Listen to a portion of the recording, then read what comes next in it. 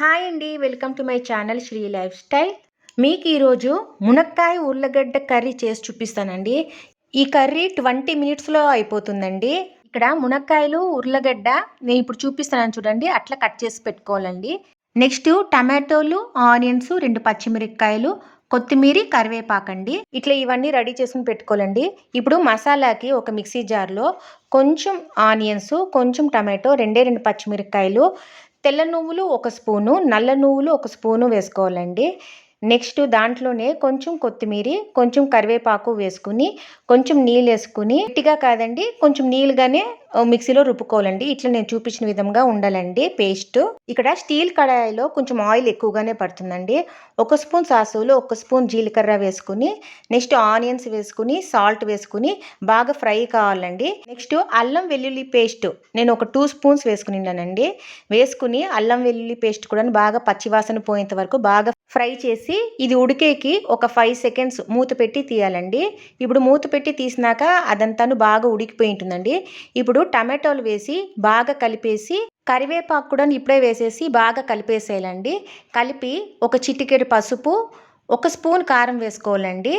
Next బాగా కలిపేసి 5 seconds మూత పెట్టి తీయాలండి.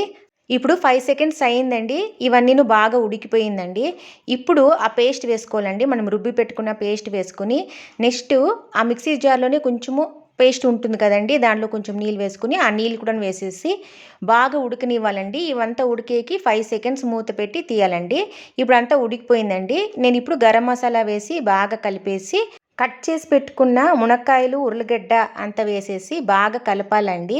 ఈ మసాలాను, మునక్కాయ, ఉర్లగడ్డ అంతాను కలిసేటట్లు బాగా కలిపేసి ఒక గ్లాసు నీళ్ళు వేసుకోవాలండి. ఎందుకంటే ఈ ఉర్లగడ్డ, మునక్కాయ బాగా ఉడకాలి కదండి, అందుకే ఒక గ్లాస్ నీళ్ళు వేసేసి బాగా కలిపి ఒక 5 సెకండ్స్ కాకపోయినా ఒక 10 సెకండ్స్ మూత పెట్టి తీయాలండి.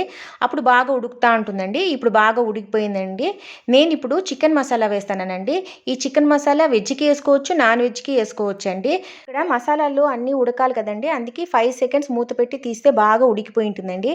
ఇక్కడ ఉర్లగడ్డ ఉడికిందా లేదా అనేసి టెస్టింగ్ చేయాలండి. ఇక్కడ ఉర్లగడ్డ ఉడికిపోయిందండి. ఇప్పుడు కొత్తిమీర వేసేసి ఒకసారి కలిపేసి 5 సెకండ్స్ అయినాక మూత పెట్టి తీసినామంటే ఇంకా ఆయిల్ అంతాను పైకి వచ్చేసి ఉంటుందండి. ఇంకా మునక్కాయ ఉర్లగడ్డ కర్రీ రెడీ అయిపోయిందండి. ఓకేనండి. హ్యాపీగా ఉండండి, హెల్తీగా ఉండండి. అట్లే నా ఛానల్ సబ్స్క్రైబ్ చేసుకోండి. బెల్ బటన్ ఆన్ చేసుకుంటే నేను పెట్టే వీడియో కానీ షార్ట్స్ కానీ నోటిఫికేషన్స్ మీకు వస్తాయండి. బాయ్ అండి.